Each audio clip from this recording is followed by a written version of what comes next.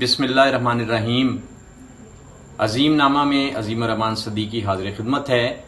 6 ستمبر کے آج کے ایک بڑے اہم دن کے موقع پر یہ جو پروگرام ہے یہ بھی بہت اہمیت کا حامل ہے کہ یہ ایک شہید سے متعلق پروگرام ہے، اور جو شہید ہیں وہ قوم کے محسن ہوتے ہیں، اور یاد رکھیے کہ جو قومیں اپنے محسنوں کو، اپنے شہیدوں کو فراموش کر دیتی ہیں تو پھر ان کی کامیابی ممکن نہیں ہوتی۔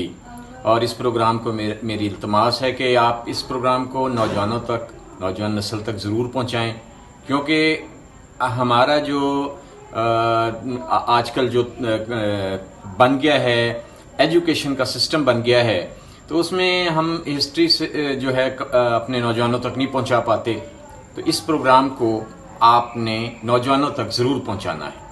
تو جناب یاد کیجئے 1971 کے سال کو، جب ہمارے دشمن ہندوستان نے اپنے روایتی سازشوں کے مکروہ جال سابقہ مشرقی پاکستان اور موجودہ بنگلہ دیش میں پھیلا کر مشرقی پاکستان کے بنگالی مسلمانوں کو پاکستان کے خلاف کر دیا تھا، اور چند بین الاقوامی طاقتوں کی اشیر بات سے مشرقی پاکستان پر حملہ کر دیا تھا۔ اس موقع پر دیناج پور ہلی سیکٹر پر میجر محمد اکرم تعینات تھے۔ دشمن چاہتا تھا کہ ہلی سیکٹر کے دفاعی مورچوں پر قبضہ کر لے تاکہ وہ ہلی ریلوے اسٹیشن پر پہنچ کر شمالی علاقوں میں تعینات پاک فوج کی رسد کاٹ دے اور فوج کو ناقابل تلافی نقصان پہنچا دے۔ اس مقصد کے لیے ہندوستان نے ایک ڈویژن فوج اس محاذ پر جھونک دی اور فضائی حملوں کی انتہا کر دی۔ میجر محمد اکرم شہید نے اس موقع پر بہادری اور جنگی سمجھ بوجھ کی انتہا کر دی۔ وہ اپنے مٹھی بھر ساتھیوں کے ہمراہ دشمن کو ایک قدم بھی آگے نہیں بڑھنے دے رہے تھے۔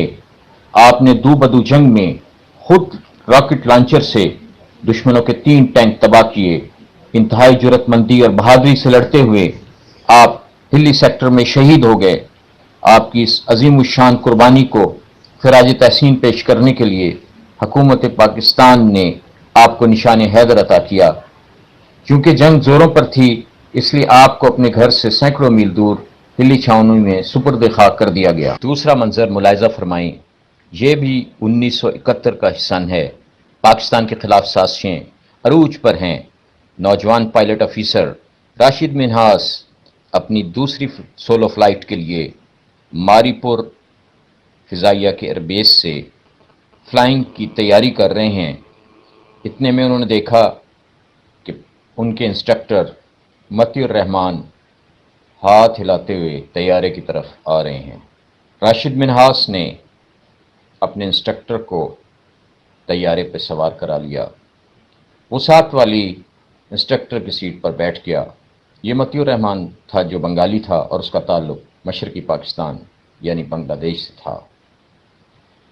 جیسے ہی طیارہ فضا میں بلند ہوا، متی الرحمان غدار نے راشد منہاس کو بے ہوش کر دیا۔ اس غدار کا مقصد یہ تھا کہ طیارہ اغوا کر کے انڈیا پہنچا دیا جائے۔ اس کے پاس حساس دستاویزات بھی تھیں تاکہ پاکستان کو پوری دنیا میں بدنام کیا جا سکے۔ راشد منہاس جیسے ہوش میں آئے، وہ سمجھ گئے کہ طیارہ اغوا کیا جا رہا ہے۔ انہوں نے کنٹرول ٹاور کو اطلاع دی اور طیارے کو اپنے کنٹرول میں لینے کے لیے کوششیں شروع کر دیں، لیکن وہ متی الرحمان کے سامنے خود کو بے بس محسوس کر رہے تھے، کیونکہ متی الرحمان بہت تجربہ کار تھا اور راشد منہاس ابھی زیر تربیت ہی تھے۔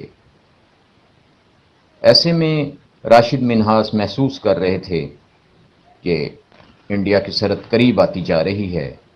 انہوں نے بہت کوشش کی کہ طیارے کا رخ موڑ سکیں یا طیارے کو اپنے کنٹرول میں لے سکیں، لیکن ایسا نہیں ہو رہا تھا۔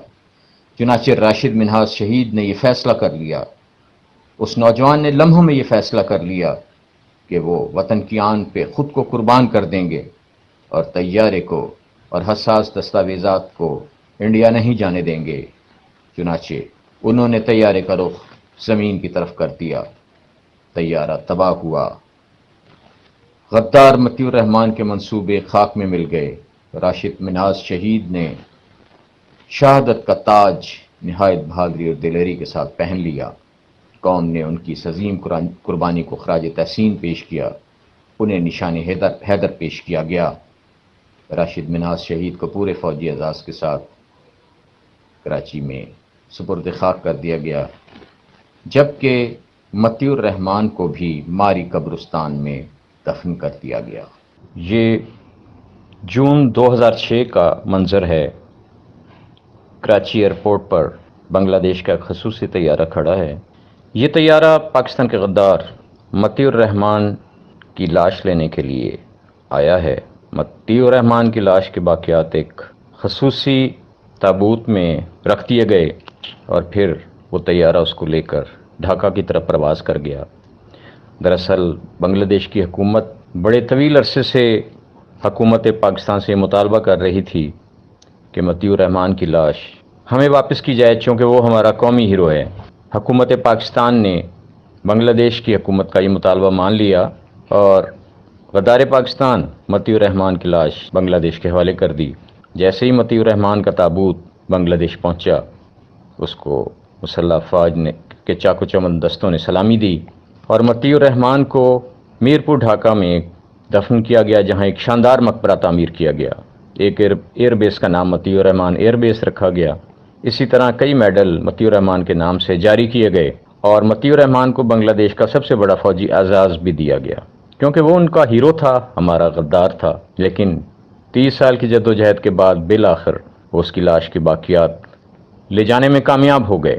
اب ہم چلتے ہیں بنگلہ دیش کی ایک چھاؤنی، ہلی چھاؤنی میں جو دیناج پور کے قریب ہے، اور جہاں ہمارے قومی ہیرو، ہمارے نشان حیدر نوجوان میجر محمد اکرم شہید دفن ہیں.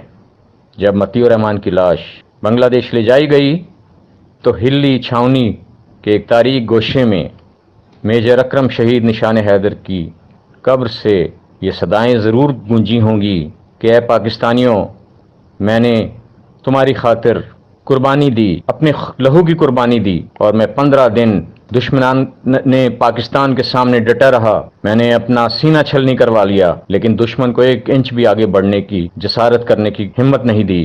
میجر اکرم شہید یقیناً ہمیں یہ کہہ رہے ہوں گے کہ آج یہ غدار کی لاش تو واپس آ گئی. کیا تم میرے جسد خاکی کو پاکستان نہیں لے جا سکتے؟ کیا تم مطالبہ حکومت بنگلہ دیش سے نہیں کر سکتے کہ ہمارے نشان حیدر کی، ہمارے شہید کا جسد خاکی واپس کیا جائے اور مجھے میری وطن کی مٹی میں سپرد خاک کیا جائے، جہاں میرے عزیز و اقربا اور میرے ہم وطن فاتحہ پڑھ سکیں؟ آج ہمیں یہ سوچنا ہوگا 6 ستمبر کے موقع پر کہ ہمیں میجر اکرم شہید کے جسد خاکی کو واپس لانا ہوگا.